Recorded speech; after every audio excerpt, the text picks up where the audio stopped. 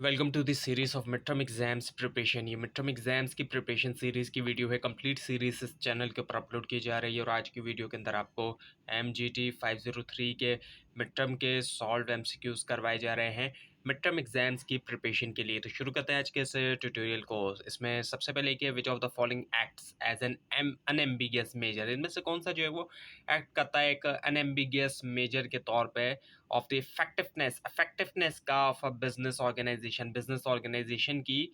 सो अनएम्बिगिटी का मतलब ये होता है कि क्लैरिटी होना, और एम्बिगिटी का मतलब होता है एक चीज़ ऐसी जिसमें क्लैरिटी नहीं होती। सो ये ऑप्शन है इसका, इंक्रीज्ड रेवेन्यूज। और उसके बाद ये कि managers interpersonal skills are known as, जो मैनेजर के इंटरपर्सनल स्किल्स होते हैं वो जाने जाते हैं इनमें से किसके तौर पर, वो है अंडरस्टैंड एंड मोटिवेट अदर्स, यानी कि अंडरस्टैंड करना और मोटिवेट करना दूसरों को। और उसके बाद ये कि according to Maslow's hierarchy of need, जो मैस्लो की हायरार्की है, अब्राहम मैस्लो की हायरार्की ऑफ नीड, एक जो हेल्थी वर्क एनवायरनमेंट होता है, is an example of which of the following need, वो एग्जांपल है इनमें से कौन सी नीड का, वो है सेफ्टी। और उसके बाद ये कि mega environment is also called, mega environment और भी क्या कहलाया जाता है इनमें से, वो है जनरल एनवायरनमेंट। और उसके बाद ये कि environment made up of specific outside elements, environment जो बना होता है स्पेसिफिक आउटसाइड एलिमेंट का within which an organization interfaces, जिसके अंदर एक ऑर्गेनाइजेशन इंटरफेस करती है in the course of conducting its business, उसके बिजनेस को करने के लिए वो कहलाया जाता है वो क्या, the task environment. The task environment इसका आंसर है। उसके बाद ये क्या, चॉइस मेड फ्रॉम टू और मोर अल्टरनेटिव्स इज कॉल्ड, एक चॉइस जो कि दो या ज़्यादा अल्टरनेटिव से ली जाती है वो कहलाई जाती है इनमें से क्या, वो कहलाई जाती है डिसीशन। उसके बाद ये कि many decisions fail after the final choice, बहुत से डिसीजन फेल होते हैं फाइनल चॉइस के साथ because of the occurrence of which of the following, occurrence की वजह से इनमें से किसके, वो है decision criteria weights were incorrect, जो डिसीजन क्राइटेरिया वेट्स थे वो इनकरेक्ट थे। और उसके बाद ये कि when an organization encounters a serious problem, जब एक ऑर्गेनाइजेशन इनकाउंटर करती है serious problem which needs to be solve immediately, जिसको इमीडिएटली सॉल्व करने की ज़रूरत है, वो कहलाई जाती है इनमें से क्या, वो कहलाई जाती है क्राइसिस प्रॉब्लम। और उसके बाद ये कि आप manager move toward the organizational hierarchy, एक मैनेजर जो है मूव करता है ऑर्गेनाइजेशनल हायरार्की की तरफ। Problems are more likely to become which of the following, problem जो वो बन जाती है इनमें से क्या, वो है इल स्ट्रक्चर्ड इसका आंसर हो गया। उसके बाद which of the following refers to the concentration of decision authority, इनमें से किस ऑप्शन से मुराद ये कि जो डिसीजन अथॉरिटी है at authority at the level of top, at the top level of the organizational hierarchy, यानी कि जो अथॉरिटी है डिसीजन की वो रहती है टॉप लेवल जो होती है मैनेजर की ऑर्गेनाइजेशन के अंदर उसके पास, ये है सेंट्रलाइजेशन के अंदर ऐसा होता है। उसके बाद कि which of the following conditions forecasting is considered to be the most accurate, so forecasting जो है वो उसको कौन सी कंडीशन के अंदर फोरकास्टिंग को जो है वो कंसिडर किया जाता है मोस्ट एक्यूरेट, वो है complex forecasting methods are used.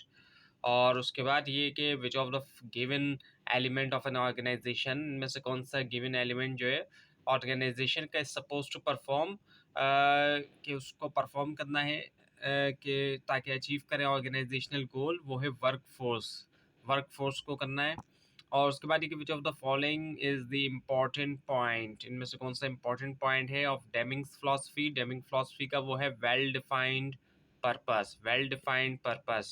उसके बाद ये कि सिलेक्शन ऑफ स्टूडेंट्स, सिलेक्शन जो होती है स्टूडेंट की in the admission process of university, admission process के अंदर यूनिवर्सिटी की is an illustration of, illustration इनमें से किसकी, वो है प्रोग्राम डिसीशंस। और फिर है उसके बाद विच ऑफ द फॉलोइंग, इनमें से कौन सा जो है वो बेसिक रूल है ब्रेनस्टॉर्मिंग का, वो है criticism is not allow, criticize जो है वो नहीं किया जाता जब ब्रेनस्टॉर्मिंग की जाती है। तो उसके बाद ये अकॉर्डिंग टू मिंट्सबर्ग के मुताबिक विच मैनेजमेंट रोल इंक्लूड्स, कौन से मैनेजमेंट रोल के अंदर शामिल है entrepreneur, disturbance handler, resource allocator और नेगोशिएटर, वो है इंटरपर्सनल इज द आंसर। उसके बाद which of the following management perspective, इनमें से कौन सा मैनेजमेंट पर्सपेक्टिव जो है वो focuses on decision making, focus करता है डिसीजन मेकिंग के ऊपर, economic effectiveness, mathematical model and use of computer वो है knowledge management. So knowledge management is the answer. उसके आगे कि आप फॉर्म ऑफ बिजनेस एक्सचेंज, एक फॉर्म जो है बिजनेस एक्सचेंज की और ट्रांजेक्शन या फिर transaction which parties interact electronically is called. उसमें पार्टीज इलेक्ट्रॉनिकली तौर पे एक दूसरे के साथ इंटरेक्ट करती हैं, वो कहलाए जाते हैं। इनमें से क्या वो है ई कॉमर्स और दी इलेक्ट्रॉनिक कॉमर्स। उसके बाद ये कि एक फॉर्मल रिटर्न स्टेटमेंट जो है ऑफ द वैल्यूज़ का and ethical standard that guide a firms is action, वो गाइड करता फर्म के एक्शन को, इस कॉल्ड वो कहलाए जाते हैं। इनमें से क्या वो है कोड ऑफ एथिक्स। और उसके बाद ये क्या है फॉर द फर्स्ट टाइम, पहली बार के लिए textile company is closing one of its plant in Faisalabad. एक टेक्सटाइल कंपनी जो है वो अपना एक प्लांट जो है वो उसको बंद कर रही है फैसलाबाद में। इन दिस सिचुएशन, अब इस तरह की सिचुएशन के अंदर which type of decision is being practice by top management, किस तरह का डिसीजन जो है वो टॉप मैनेजमेंट कर रही है, वो है नन प्रोग्राम, क्योंकि ये जो है पहली बार हो रहा है, इस वजह से रूटीन का डिसीजन नहीं है ये कोई। उसके बाद ये टोटल क्वालिटी मैनेजमेंट जिसको TQM कहा जाता है, एडवोकेट, वो एडवोकेट करती है इसमें से क्या, avoiding any compromise over product competency, यानी कि किसी भी तरह का जो कॉम्प्रोमाइज़ होता है प्रोडक्ट के हवाले से, उसकी कॉम्पिटेंसी, उसकी क्वालिटी वगैरह के हवाले से, उसको कॉम्प्रोमाइज़ को किसी भी तरह के अवॉइड किया जाएगा। और उसके बाद ये कि who stands responsible for managing contingent situation, कौन जो है वो रिस्पॉन्सिबल होगा मैनेज करने के लिए कंटिजेंट सिचुएशंस, वो है disturbance handler. Disturbance handler is the answer. उसके बाद ये ऑफ द फॉलोइंग इनमें से किसको जो है वो इस कंसिडर ट्रू, कंसिडर किया जाएगा ट्रू जो है for decision non program decision. Non program decision के लिए वो है more emphasis is provided by top manager. और उसके बाद ये कि simulation technique which artificially creates a replica of actual situation. Simulation एक टेक्निक होती है, आजकल तो काफ़ी सारे गेम भी साइमुलेटर हैं। सो उसमें होता क्या है कि आर्टिफिशियली तौर पे एक रेप्लिका बनाया जाता है, एक कॉपी एक तरह से बनाई जाती है एक्चुअल सिचुएशन की, वो एक्चुअल की तरह लगती है लेकिन होती नहीं है। वो यूजुअली तौर पे उसको अप्लाई किया जाता है एयरलाइन की इंडस्ट्री में। जब पायलट की ट्रेनिंग होती है तो डायरेक्टली ऐसा नहीं होता कि रियल जो है वो एयरक्राफ्ट के ऊपर जो है वो ट्रेनिंग दी जाती है, बल्कि एक साइमुलेशन कराई जाती है, उसमें ट्रेनिंग दी जाती है। वरना तो ज़ाहिर बात है बहुत डेंजरस हो सकता है, उससे फिर बहुत डेंजरस एक्सीडेंट होने का भी पॉसिबिलिटी है। तो उसके बाद ये कि नॉन मैनेजरियल स्टाफ जो है कैन बी बेस्ट डिस्क्राइब है, उसको बेहतर तौर पे हम किस तरीके से डिस्क्राइब कर सकते हैं। ऐसा स्टाफ जो नॉन मैनेजरियल है वो है those who actually perform the service और प्रोड्यूस द प्रोडक्ट, जो एक्चुअली तौर पे परफॉर्म करते हैं सर्विस या फिर प्रोड्यूस करते हैं प्रोडक्ट्स को। उसका देखिए behavioural view point emphasizes, behavioural view point emphasize करता है the need of understanding, need के ऊपर अंडरस्टैंडिंग जो होती है of the various factor, understanding the various factor, बहुत से फैक्टर को अंडरस्टैंड करना। Affecting the dash in an organization, जो कि अफेक्ट कर रहे हैं डैश ऑर्गेनाइजेशन में, वो है ह्यूमन बिहेवियर। ह्यूमन बिहेवियर इसका आंसर है। उसका दिया द एक्सटेंट टू विच, यानी किस हद तक जो है एन अल्टरनेटिव, एक अल्टरनेटिव जो है कैन बी अकम्प्लिश किया जा सकता है within related organizational constraint, जो रिलेटेड ऑर्गेनाइजेशनल कंस्ट्रेंट हैं उनके अंदर, जैसे कि टाइम, बजट्स, टेक्नोलॉजी, पॉलिसीज, वो खिलाया जाता है। इनमें से क्या वो खिलाया जाता है फिजिबिलिटी। उसके बाद देखिए which of the following acts, इनमें से कौन सा जो है एक्ट करता है as an unambiguous measure, unambiguous measure के तौर पे ऑफ द इफेक्टिवनेस, इफेक्टिवनेस का ऑफ एन बिजनेस ऑर्गेनाइजेशन, वो है इंक्रीज्ड रेवेन्यूज। इंक्रीज्ड रेवेन्यूज का आंसर है। उसके बाद ये कि managers interpersonal skills are known as, manager के इंटरपर्सनल स्किल्स जाने जाते हैं इनमें से किसके तौर पे, understand and motivate other, I think ये रिपीट हुआ है। उसके बाद ये कि the managerial functions according to Fayol word, जो फेओल के मुताबिक मैनेजरियल फंक्शंस थे वो इनमें से कौन से, वो है planning, organizing, commanding, coordinating and controlling. और उसके बाद ये कि according to Maslow hierarchy of need, जो मेस्लो हायरार्की ऑफ नीड है, अ हेल्थी वर्क एनवायरनमेंट, एक हेल्थी वर्क एनवायरनमेंट जो है इज एन एग्जांपल, वो एग्जांपल इनमें से कौन सी नीड की, वो है सेफ्टी की। सो सेफ्टी जो है मेस्लो हायरार्की में हम देखते हैं तो वो ये जो है इस हिसाब से जो हेल्थी वर्क एनवायरनमेंट है वो। और उसके बाद ये विच of the following management perspective focuses on decision making, इनमें से कौन सा जो है वो मैनेजमेंट पर्सपेक्टिव फोकस करता है डिसीजन मेकिंग के ऊपर, इकोनॉमिक इफेक्टिवनेस, मैथमेटिकल मॉडल, और जो यूज़ ऑफ कंप्यूटर है वो है क्वांटिटेटिव मैनेजमेंट। क्वांटिटेटिव मैनेजमेंट इसका आंसर है। और उसके बाद है फिर mega environment is also called, mega environment और भी क्या कहलाया जाता है, वो कहलाया जाता है general environment. General environment is the answer. उसके बाद ये environment made up of specific outside elements, ये रिपीट हुआ है आई थिंक, जिसके अंदर ऑर्गेनाइजेशन जो है एनवायरनमेंट ऐसा जो कि बना होता है स्पेसिफिक आउटसाइड एलिमेंट्स का, जिसके अंदर एक ऑर्गेनाइजेशन जो है इंटरफेस करती है अपने बिजनेस करने में, वो कहलाया जाता है टास्क एनवायरनमेंट। टास्क एनवायरनमेंट होता है वो।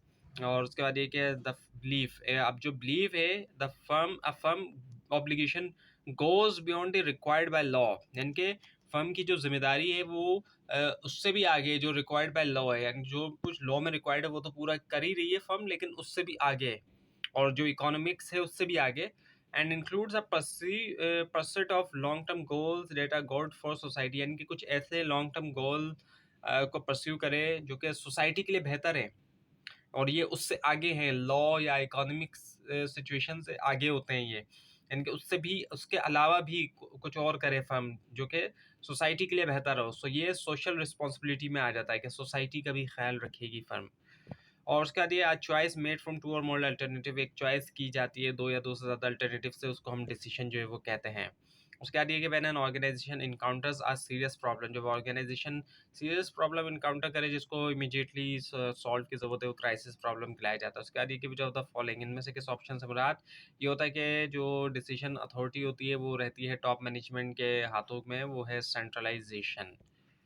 और उसके बाद ये कि इनमें से कौन सी कंडीशन जो है वो फोरकास्टिंग की उसको कंसीडर किया जाता है मोस्ट एक्यूरेट, वो है complex forecasting methods are use, complex forecasting method जो है वो जो है वो उनको यूज़ किया जाता है। और उसके बाद ये कि which of the given element, इनमें से कौन सा जो एलिमेंट है ऑर्गेनाइजेशन का उसको परफॉर्म करना होता है ताकि अचीव किया जाए ऑर्गेनाइजेशनल गोल्स, वो है वर्कफोर्स। और उसके बाद ये कि ब्रेक इवन एनालिसिस जो है एक मीन है अर्निंग प्रॉफिटेबल ऑपरेशन जो है बिजनेस का कंक्रीट कैलकुलेशन के ज़रिए, और इसी वजह से फॉल करता है इनमें से किसके अंदर, वो है साइंटिफिक मैनेजमेंट। और उसके बाद ये कि which of the following management style, इनमें से कौन सा मैनेजमेंट स्टाइल जो है वो बेस करता है यूनिवर्सल पर्सपेक्टिव के ऊपर मैनेजमेंट के, जो कि डिस्क्राइब करता है एक बेहतर अप्रोच जो कि अडॉप्ट की जाए, वो है all of the given option, जिसमें क्लासिकल बिहेवियरल और क्वांटिटेटिव मैनेजमेंट आ जाती है। और उसके बाद ये कि जो सिलेक्शन होती है स्टूडेंट्स की in the admission process of university, admission process की अंदर यूनिवर्सिटी की, वो इलस्ट्रेशन इनमें से किसकी, वो है प्रोग्राम डिसीजंस की। और फिर है हमारे पास कि ऑल ऑफ द फॉलोइंग जितने भी ऑप्शन हैं ये पार्ट्स हैं ऑर्गेनाइजेशन के एक्सटर्नल इन्वायरमेंट की, वो हैं परफॉर्मेंस रेगुलेटर, बाकी है ऑर्गेनाइजेशनल कल्चर, टारगेट कस्टमर और कंपनी कम्पेटिटर्स। और उसके बाद ये कि विच ऑफ द फॉलोइंग, इनमें से कौन सा जो है वो बेसिक रूल है ब्रेनस्टॉर्मिंग का, वो ये है criticism is not allowed, criticism जो है वो अलाउड नहीं है। उसके बाद ये कि डॉक्टर एडवर्ड डेमिंग जो है इन्होंने जो है वो डिस्क्राइब किया उनकी फिलॉसफी जो है क्वालिटी के बारे में, कितने पॉइंट्स में, 14 पॉइंट्स के अंदर। उसके बाद ये कि विच ऑफ द फॉलोइंग, इनमें से कौन सा जो है ऑप्शन वो मोस्ट इंपॉर्टेंट कैरेक्टरिस्टिक्स है एक एंटरप्रेन्योर का, वो है rapid decision making, rapid decision making इसका आंसर है। उसके बाद ये कि टैक्स रेवेन्यू और जो गवर्नमेंट ग्रांट्स हैं एक सिटी के लिए वो खिलाए जाते हैं, उसके क्या फाइनेंशियल रिसोर्सेज, फाइनेंशियल रिसोर्सेज का आंसर है। और उसके बाद ये कि कंट्रोलिंग कंटिजेंट सिचुएशन, कंट्रोल करना कंटिजेंट सिचुएशन जो ये आता है इनमें से कौन से रूल के अंडर में, वो है डिस्टर्बेंस हैंडलर के अंडर में आ जाता है ये। उसके बाद ये कि मैनेजर के पास जो है वो हैज़ अ राइट, राइट होता है टू मेक डिसीजंस, कि वो डिसीजन करे थ्रू द प्रिंसिपल ऑफ, कौन से प्रिंसिपल के ज़रिए, वो है अथॉरिटी। और उसके बाद ये कि which of the following behaviour, इनमें से कौन सा बिहेवियर जो है ड्रामेटिकली इन्फ्लुएंस, वो ड्रामेटिकली तौर पर इन्फ्लुएंस हुआ होता है स्टडीज से, वो हुआ ह्यूमन बिहेवियर। और उसके बाद ये कि क्वांटिटेटिव अप्रोच जो है हैज़ कंट्रीब्यूट किया उसने डायरेक्टली जो इन द एरियाज ऑफ, कौन से एरियाज में, प्लानिंग एंड कंट्रोल। और उसके बाद ये कि फील्ड ऑफ एक्सपर्टीज़, एक फील्ड जो एक्सपर्टीज़ की जो कि रिस्पॉन्सिबल होती है प्रोडक्शन के लिए भी और डिलीवरी के लिए, एक ऑर्गेनाइजेशन की प्रोडक्ट और सर्विस वो खिलाया जाता है, इनमें से क्या, वो है ऑपरेशन मैनेजमेंट, ऑपरेशंस मैनेजमेंट। और उसके बाद ये कि द बिलीफ, अब जो बिलीफ है कि एक फर्म की ऑब्लिगेशन जो है वो रिक्वायर्ड बाय लॉ जो इकोनॉमिक्स उससे ज़्यादा है, और इसमें ये शामिल है कि परस्यू किया जाए लॉन्ग टर्म गोल्स को जो कि सोसाइटी के लिए बेहतर है, वो जाना जाता है सोशल रिस्पॉन्सिबिलिटी के तौर पर। उसके बाद ये कि इनमें से कौन सा जो है वो एक्ट करता है अनएम्बिगियस मेजर के तौर पे, ये रिपीट हुआ है अनएम्बिगियस, यानी कि जिसमें एम्बिगिटी ना पाई जाए कोई जो है वो यानी कि अनक्लियर चीज़ ना हो, अन एक्ट करता है एन एम्बिगियस मेजर के तौर पे, और जो इफेक्टिवनेस है ऑर्गेनाइजेशन का उसकी, सो ये है इंक्रीज्ड रेवेन्यू, रेवेन्यू के अंदर इजाफा होना। उसके बाद देखिए व्हेन एन अल्टरनेटिव, जब एक अल्टरनेटिव जो है चूज़ किया जाता है, क्योंकि मैनेजर जो है बिलीव करता है कि वो गुड एनफ है सॉल्व करने के लिए उसकी प्रॉब्लम, वो खिलाया जाता है। इनमें से क्या वो है सेटिस्फाइसिंग, सेटिस्फाइसिंग इसका आंसर है। उसके बाद ये कि in terms of linear programming के मुताबिक प्रॉफिट मार्जिन जो है डिफरेंट प्रोडक्ट के ऊपर जो कि कंपनी जो है वो प्रोड्यूस कर सकती है, रिप्रेजेंट करता है इनमें से किसको, वो है कंस्ट्रेंट्स। उसके बाद ये कि एक प्लान जो कि डेवलप किया जाता है ताकि किया जाए कोर्स ऑफ एक्शन जो कि मुमकिन तौर पे रिपीट नहीं होगा फ्यूचर में, सो वो है सिंगल यूज़ प्लान, जब एक ही बार यानी कि यूज़ करना। उसके बाद which of the following plan, इनमें से कौन सा प्लान जो है वो आर कंसर्न मोर, वो जो है उनका कंसर्न ये कि actually getting things done with deciding what to do, यानी कि चीज़ें करना है डिसाइड करते हुए कि क्या किया जाए, वो है ऑपरेशनल। और उसके बाद ये कि एक ऑर्गेनाइज सेट जो होता है बिहेवियर का, जो कि एसोसिएट होता है पार्टिकुलर ऑफिस या पोजीशन से, वो कहलाया जाता है रोल। तो ये थी आज की वीडियो। आपको इस बारे में कोई क्वेश्चन है, खासतौर पर इसमें कोई मिस्टेक दिखाई दे ज़रूर हाईलाइट कीजिए। और इस पूरी सीरीज़ को देखने के लिए और मिड टर्म और फाइनल टर्म एग्जाम्स की प्रिपरेशन के लिए इस चैनल को सब्सक्राइब कीजिए, बेल आइकन के ऊपर क्लिक कीजिए। Thanks for watching this video and best of luck for your exams.